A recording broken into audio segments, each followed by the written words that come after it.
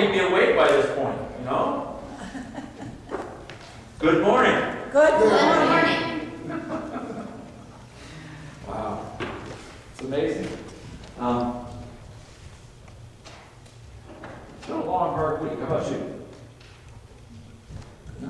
Pretty easy? Wow. I'll trade weeks with you. I'll tell you. We get to stay home for Is that what it is? Yeah, maybe that's it. Yeah, that 3 o'clock comes awful early, you know? I tell you. The snow made it come. The snow. Yeah, I could do without that a little bit too.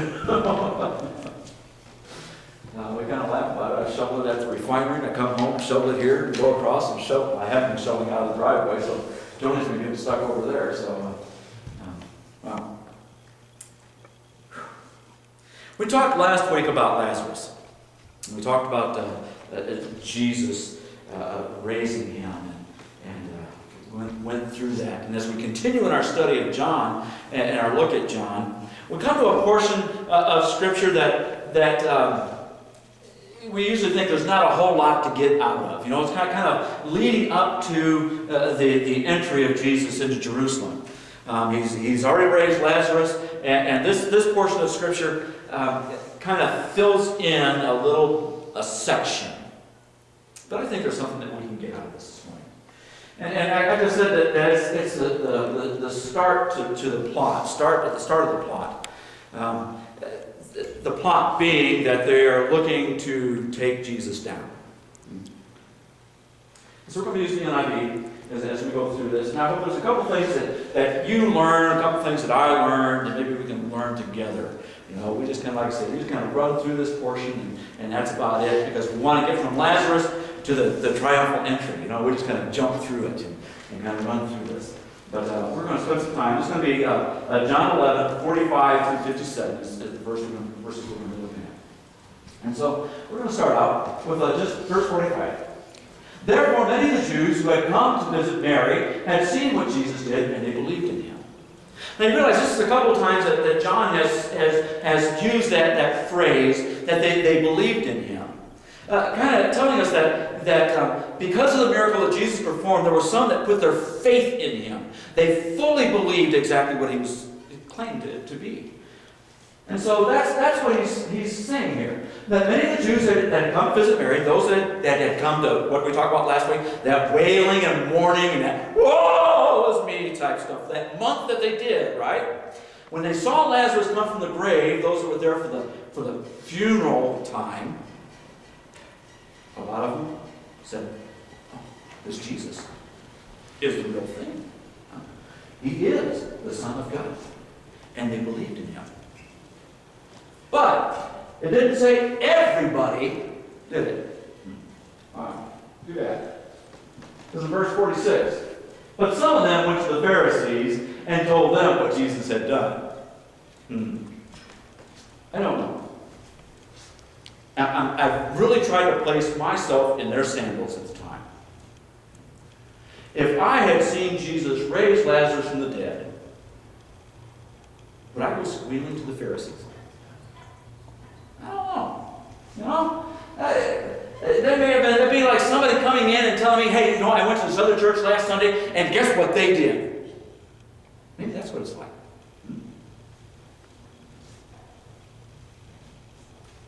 But the Pharisees kind of took it differently than what I normally would.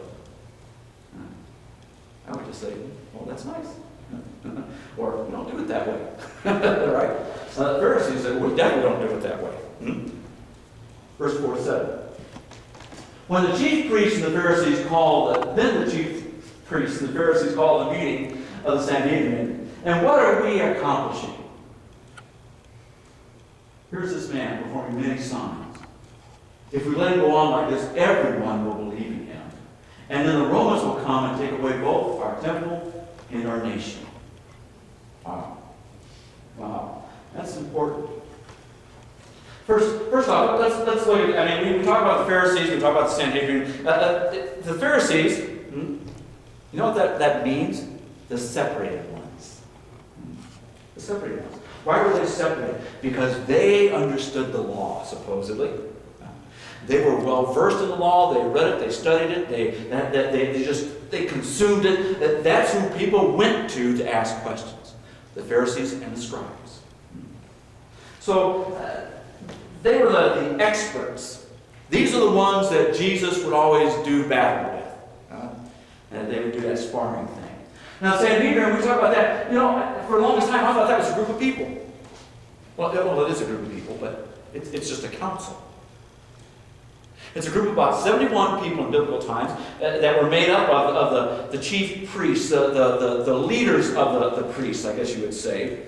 Some dignitaries, just a group of people that got together, 71 of them, being led by the chief priest, who at this time was Caiaphas. Okay. So that's the Sanhedrin. So it says, when the chief priests and the Pharisees called a meeting of the Sanhedrin, they got the group together. They got the 71 members of the group together. They called a council meeting, and they said, what are we accomplishing here? Here's this man performing many signs, and if we let him go on like this, everyone's going to believe. What was the problem with that? If everyone believed, they would believe he was what? The Messiah. And they knew that what? The Messiah was going to come in triumphantly. And he's going to come in and take over. And if that was going to happen, what was going to happen with Rome? Rome was going to come down and crack the whip. It was going to come down and retake, and then it was going to be nothing but a war. That's what they're worried about. That's what they're worried about. That's why they talk about the Romans will come and take away both our temple. Some places say take away our place. But that's exactly what it is, our temple. They'll take away our temple and our nation. They were letting them kind of do their own thing with a little oversight. Because Caiaphas and the Roman governor had been working together for about 10 years. And so they were kind of, buddy-buddy. That's why we kind of bounce that back and forth at the trial. So they're saying that if we let this happen, if we let this Jesus continue on with these miracles, and more people believe in him, he's going to take over, and Rome's going to come in and squash us. Wow. So, what did they decide to do? No, I don't know what they decided to do. Then one of them, named Caiaphas, who was high priest that year, spoke up. You know nothing at all. You know nothing at all. You do not realize that it is better for you that one man die for people than the whole nation perish. It would be a whole lot better just to get rid of this Jesus guy than have the whole nation perish under Roman rule. That's what he's saying here. And he says, he did not say this of his own, but as the high priest that year, he prophesied that Jesus would die for the Jewish nation, and not only for that nation, but also for the scattered children of God. Do you know how many times I've overlooked that little part right there? Never paid attention to it. Not only would he die for the Jewish nation, but he would die for the scattered children of God to bring them together and make them one. Wow, isn't this about the third time we've heard John say this type of thing? That he's recorded this? That not only did Jesus come for the Jewish people, he came for everybody. Wow. Wow. And here it is. Caiaphas prophesied.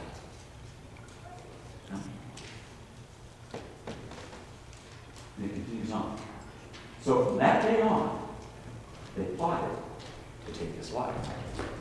Now, like I said, Caiaphas was the high priest from about 18 AD to about 38 AD, so shortly after Jesus' death.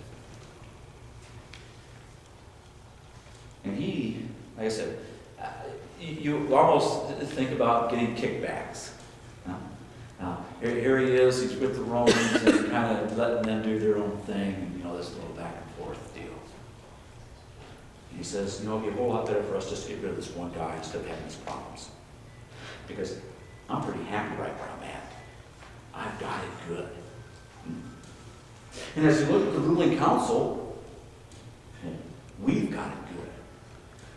And if Rome comes in, this will all go away. So as they thought about it, we've got to get rid of this Jesus guy. And so from that day, they plotted to take his life. Wow. So it goes on. Therefore, Jesus no longer moved about publicly among the people of Judah. And instead, he withdrew to a region near the wilderness, to a village called Ephraim, where he stayed with his disciples. In today's terms, we would say he went underground. Yeah. But what he did. Ephraim's about 12 miles away from Jerusalem, about 12 miles north or so. It's in the wilderness. It's kind of a real small town. Nobody ever goes there. There was no big deal. They weren't even going to go looking for it. They just put the word out that if he comes back to Jerusalem, we want him. So the raising of Lazarus, probably in Jesus' mind, was the culmination of all of his teaching. Because from that point on, he performed no other miracles. He hangs around with friends. He hangs around with disciples. We talk about next week. He goes to Mary and Martha's and Lazarus' house, and he kind of stays there for a little while. As he's prepared, knowing exactly what's getting ready to happen. He's gone under the ground with his disciples. And he stays there.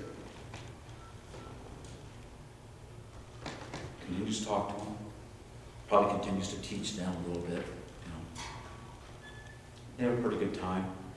Still, kind of looking over the shoulder, making sure nobody's coming after him. Well, here's how.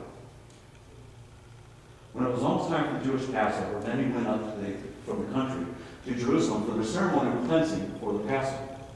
And they kept looking for Jesus. And as they stood in the temple courts, they asked one another, "What do you think? Isn't he coming to the festival at all?" But the chief priests and the Pharisees had given orders that anyone who found out where Jesus was should report it so that they might arrest him. Well, isn't it funny that his life almost ends the same way that it began? Wasn't it Herod that told the Magi, "Hey, when you find him, let me know so I can go and worship him"? And now we have the Pharisees saying, "Hey, if you see him, let us know so we can take care of him." Both wanting to do the exact same thing. Wow. Wow. I wonder who it was that was in the temple courts wanting to know where Jesus was. Was it the ones who believed? Or was it the ones who had gone to the Pharisees and said, "Hey, this Jesus guy, this is what he did"?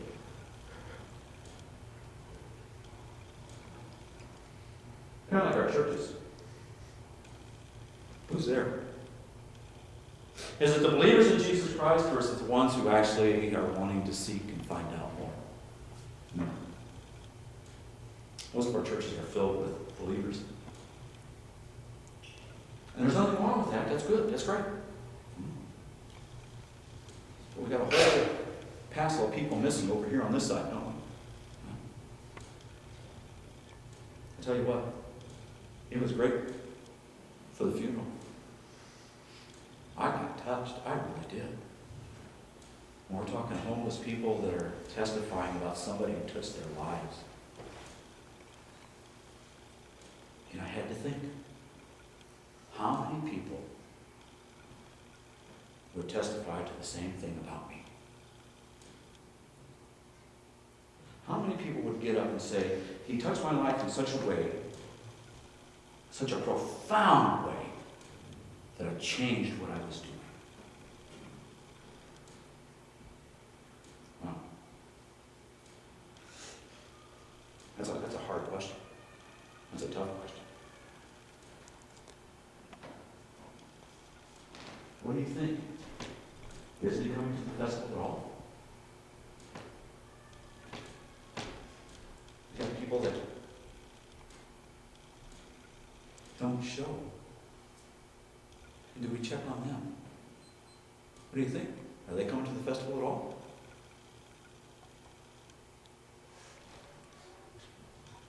chief priests and Pharisees had given orders that anyone who found out who Jesus was should report it, so that they might arrest him.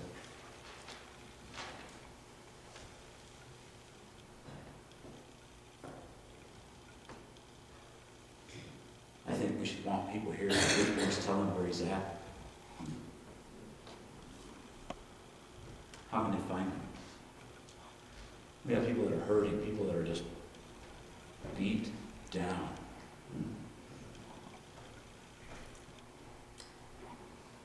And Jesus is there to pick them back up. Even at the end of his ministry, he's still there picking people up. Even now, he's still there picking people up. And it's amazing. No, I think that we're going to leave it right there and get on the roads before faith gets out.